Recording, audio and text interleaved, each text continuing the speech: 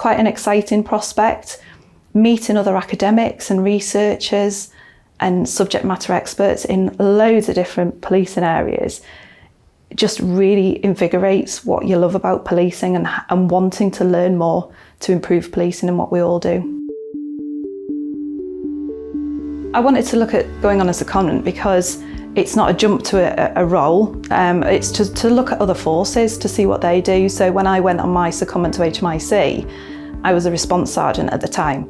So I didn't have any opportunity to look outside my police force, and I wanted to learn from others, and I wanted to think differently about policing and actually look at what is required of policing now and in the future, and how could I be part of that, and to share that good practice back to my own force. But like I say, I wanted to just take that a step further and come to the college and say, well, these were the gaps in policing. How can I actually help improve policing?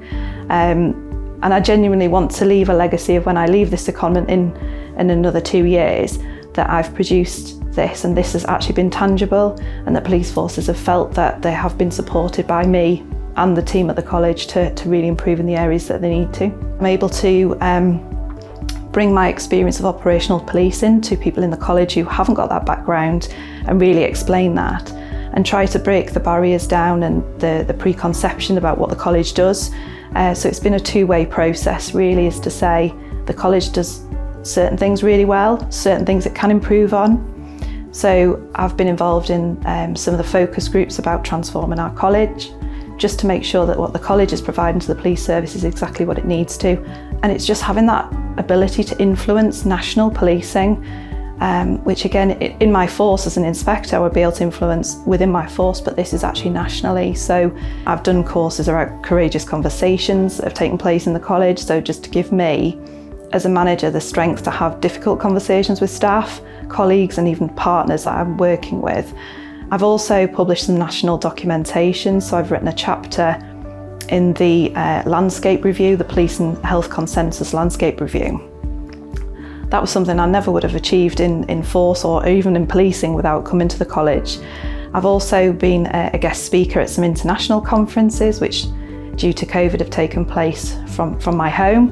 But I've actually made those real good international connections. So it hasn't just been in policing, it's been with academics and it's been with like-minded people who want to improve policing. It was about being objective. So if we're looking at things that are emerging good practice, it's like saying, well, hang on, how can we test that? How could that be translatable to another force?